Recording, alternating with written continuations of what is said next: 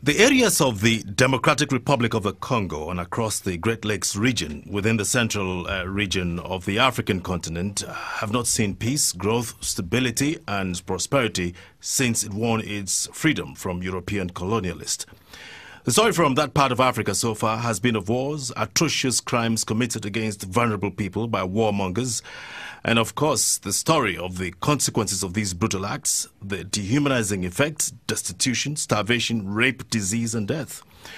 But there's some good news. Work is in progress to lift this darkness over the land, and one such organization is in the thick. It's the charity Save the Congo, and its executive director, Vava Tampa, is with me in the studio to talk about its work in the region. Vava, welcome to Talk in Africa. Thank you for having me. First of all, Vava, is Save the Congo literally about saving the Congo? Absolutely.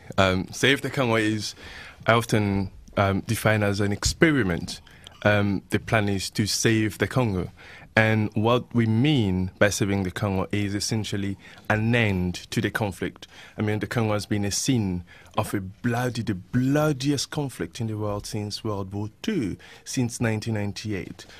In 2007, the IRC estimated that 5.4 million people had been killed since 1998.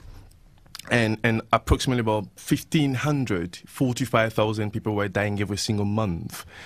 So that's one part of Save the Congo, to end the conflict. The second part of it is to address issues such as education. Congo has a population of 60 million people, and 50% of that population is under the age of 16, and 1 in 2 have no access to education whatsoever. So you have about 15 million Congolese under 16 with no access to education. And in a country that's been consumed by conflict, having such a number of kids with no education actually makes it much easier for warlords to recruit kids and continue the atrocious campaign against the population. So that's the second part of Save the Congo. And the third part of it is to deal with the women issues. I mean, Congo remains one of the countries in the world where women are incredibly oppressed and suppressed. So one of the things that we want to do is to help sort of empower women, to uplift women to take the first position within the society. So one of the things, for instance, that we are calling at the moment from the British government and the US and so forth, is to ensure that 25% of seats within the cabinet, the Congolese government, are given to women. So, I mean, those are simply the three things that we're trying to do, but there are many more that we're going to explain. This is a tall task, Vava. It's huge. It might sound simple, empowering people at the grassroots level who have been oppressed, who are depressed, to rise up and take their rightful place in the scheme of things. It's a tall task. But doing it is something else. How are you doing this? How is Save the Congo doing this on the ground in the Congo? Right. Okay. So we have two different set of programs. So partially, we work in the UK and in the US to sort of sway government to change its policy and sort of become more proactive in addressing the issues in the Congo as well as in the Great Lake regions. And on the ground, one of the few things that we've been trying to do is to get the local populations involved into the situation. So one of the programs that we are currently putting together in Kinshasa is to sort of educate citizens in terms of becoming much more proactive. One of the initiatives we have ongoing at the moment is to sort of train 1,000 young girls or young ladies, if I may say, as part of the African Women Decade program, to sort of become local leaders or community leaders. And so we're simply sort of trying to give, try to empower the local people to take on the task and then, take on the fight and do whatever they can to address the issues. I'll come to the Congo in a minute. What about Congolese in this country? Are they rallied under Save the Congo? Are you coordinating your programs with other programs that Congolese in this country are involved in and working to bring about relief in the Congo? Is there any connection between your organization and others here? Absolutely. There are dozens of NGOs within the diaspora community in London and in the UK. And Save the Congo is becoming sort of the platform, trying to bring sort of all different NGOs together to sort of coordinate our work. You need to understand that the diaspora community in the UK, we are it's a very small community. I mean, Congo isn't an Anglophone country. We were colonized by the Belgians and we do speak French. So there are less than 45,000 Congolese in the UK. And just to give you sort of, an idea, there are, 500,000 Ghanaian in the UK, and Congolese you simply have less than 45. So it's a very small, very tiny community, and the community remains largely a working class community, sort of trying to we are the second generations in the UK. My parents, when they came to the UK, they were sort of, they wanted to learn English and then get a job and so forth. And we, the second generations, are perhaps having, getting the chance to go into universities and explore and venture in other fields, which our parents didn't have a chance. So the diaspora community is incredibly involved in addressing the issues. I mean, everyone, and I tell you, Congo is perhaps the only thing that sort of, brings together everyone in the community, regardless of their religious or political, sexual orientations. It's the one thing that sort of, turns everyone on when it comes to Congo. So back to the Congo now, and in your work on the ground in the Congo. And it may sound obvious if I say, have you identified the problems? Well, we know that people are depressed and demoralized. People are afraid, treated in ways that some probably don't even feel human, if I should put it, to go that low. What are the obstacles that, say, the Congo on the ground in the Congo encounters in trying to bring about this revolution, this change in lifestyles, and, to empower people, women, children? What are the obstacles? Is it something to do with culture, beliefs?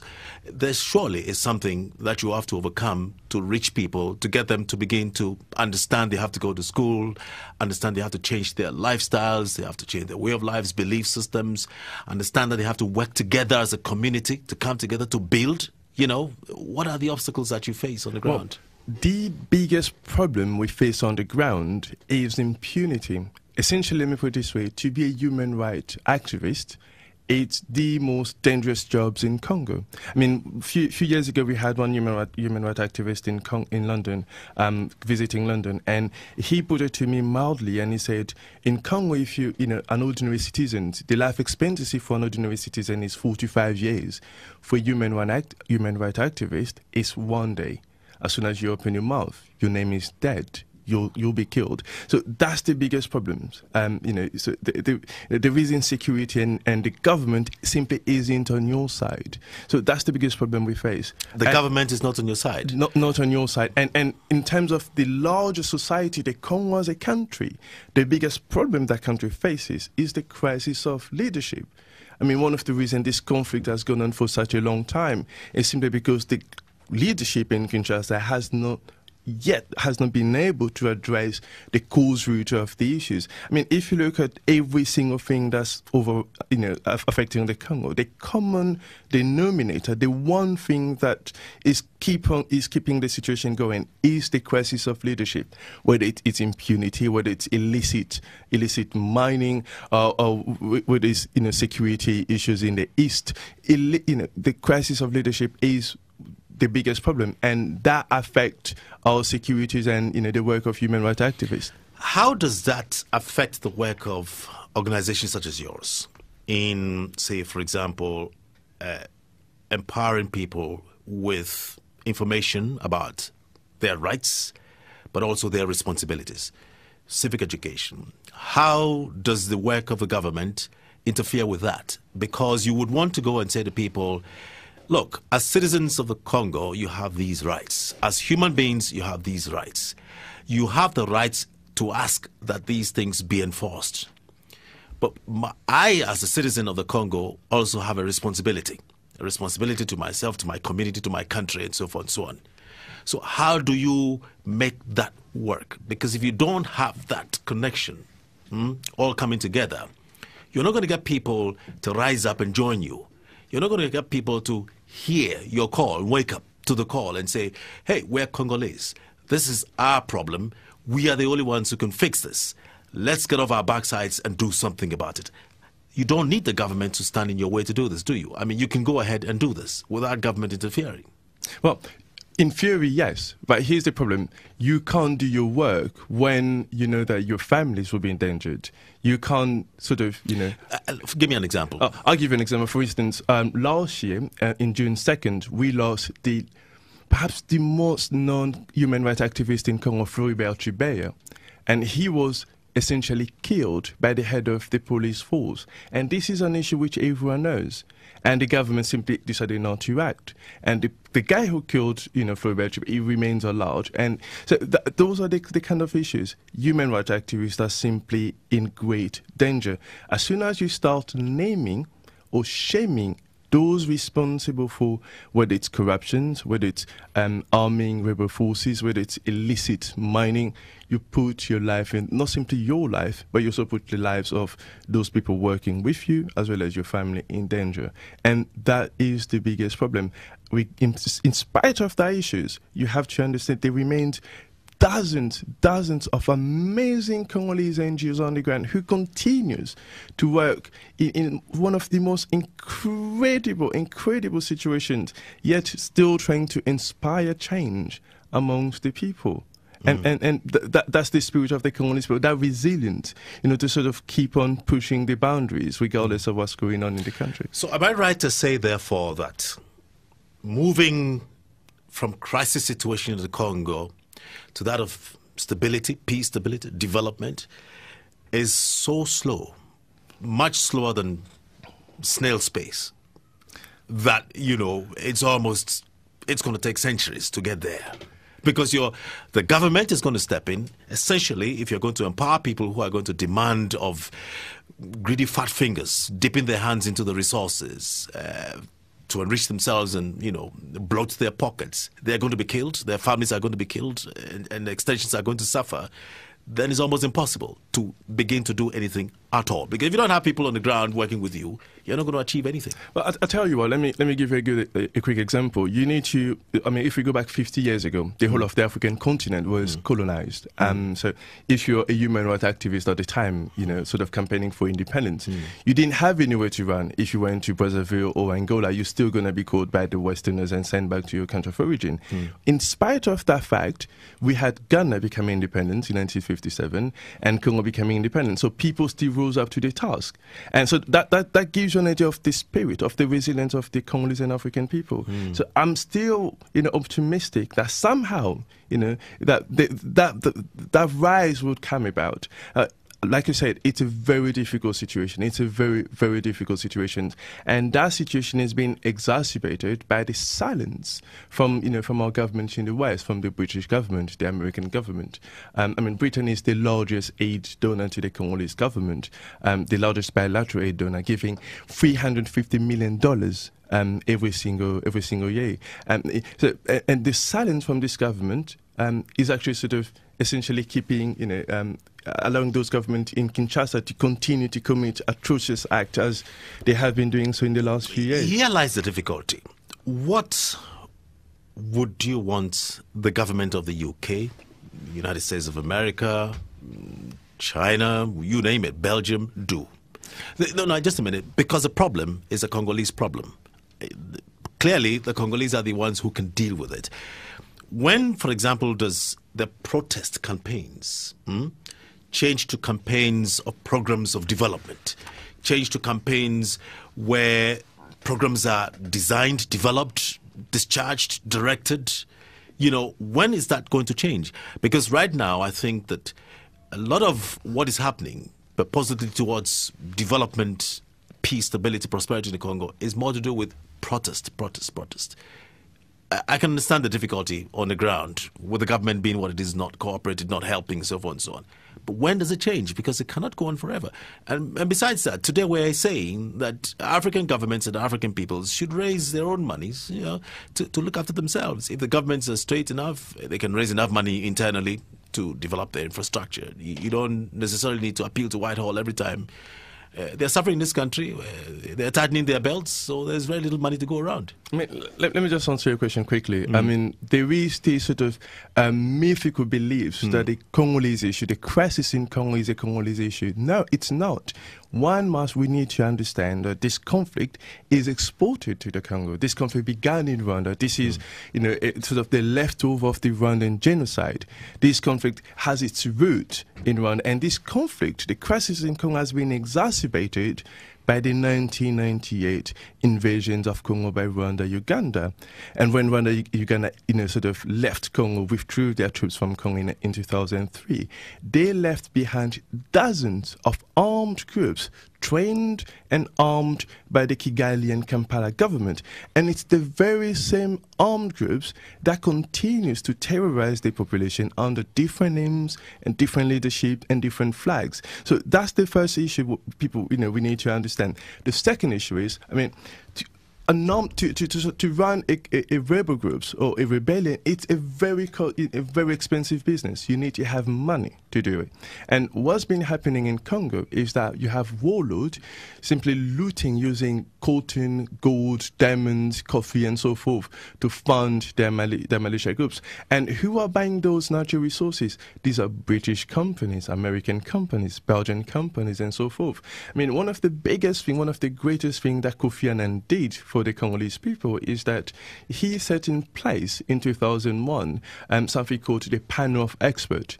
And in 2001, they produced their first groundbreaking report on the issues of the Congo, essentially naming and shaming individuals as well as companies, Congolese, Rwandan, Ugandan, British, Americans, and so forth, who are funding armed groups in Congo. And what happened after that report came out, you had British and American officials going right to the office of the Secretary General Kofi Annan in the UN and forcing him to actually take off the names of British companies named and shamed in this company. So that gives you a sense of the responsibility of the British government and the Americans in these issues. And another second issue we need to take into account is that there is this new concept of due diligence. Essentially, the UN has been calling on government, on sort of company trading in natural resources in the Great Lake, to ensure that they observe due diligence, not to buy natural resources that are coming from rebel-held territories, because then that is essentially funding the conflict. And now you have essentially the British government and the American and so forth not enforcing companies within their jurisdiction, company based in the UK, to observe those diligence. The word that the British government and the American uses is that we do encourage. To simply encourage a company to observe those norms, it's not enough. They aren't going to observe it. To give you an example, is if a British company was to buy sort of a ton of coltan from Australia, it could cost them $100, for instance. But if they're to buy the very same ton of coltan from Congo, it would cost them $10. So essentially, to buy those natural resources from Congo is much more beneficial to their company. So that's the other issues. And the fourth issue, which has been overlooked, is the role of Rwanda and Uganda, and to some extent also Burundi. One has to understand that at the moment, the crisis is sort of concentrated in the eastern part of the Congo, in the Kivus regions. And natural resources, when they are exploited in the Kivus, they are transported to Rwanda, Uganda, Burundi, so then they can be transported to Europe. So Rwanda, Uganda, Burundi have essentially become trading ground from conflict minerals from Congo. And now, this is where the UK comes in, the American comes in. The British government, we are the largest aid donor, bilateral aid donor to the Congolese, to the Rwandan government, and also I think the second or third to the Ugandan government. So essentially, we have a huge amount of political leverage on the Kigali government. If the UK forced the Kigali government to ensure that Kigali or Rwanda is not used as a trading port, as a trading ground for conflict mineral from Congo, that would affect the amount of arms and ammunition and rebel groups in the eastern Congo can buy. And essentially, that would reduce the intensity of the conflict. So those are the correlations which people have often overlooked. And that's where Britain comes into the equations. I understand that. Now, do you think that development in the Congo, and by that I'm talking about grassroots development, empowering people at the very bottom of the scale to rise up, to become contributors to the development of the country, do you think that is dependent upon foreign investors, or it is dependent upon locally conceived initiatives? Well, I think absolutely dependent upon locally initiatives, and I will explain just in a minute. One has to understand, for instance, if you take the Congo alone has the potential to feed the whole of Central African region and Southern African region. So if there were peace, and this is why the conflict in the Congo is so critical. If there were peace and security in the Congo, that means that the Congolese people can farm to feed the whole Congolese population, as well as Central African and southern part of the African continent. So that would reduce famine and poverty a lot in that part of the world. So that's the first issue. The second one is about electricity. Congo is said to have about half of Africa's waters, and Congo has the potential to light up the whole of the African continent. So we have the potential, we have the means, but the issues of security, the issues of peace, again, is becoming an issue to sort of stop all these issues going forward. So development of the African continent depends on on the local initiatives, so national initiatives. The Congolese society, for instance, taking on a proactive position in leading that movement forward, and that on its in turn also depends on Africa becoming sort of much more proactive in not allowing the destruction of their neighbors. Vava Tampa, Executive Director of Save the Congo. We have to end it here, unfortunately, but it's been lovely speaking to you, and we look forward to having you here again to talk some more about development in the Congo. But thank you very much for joining us and talking Africa. My pleasure. Thank you so much. Yeah. So much. Yeah. So much. Yeah.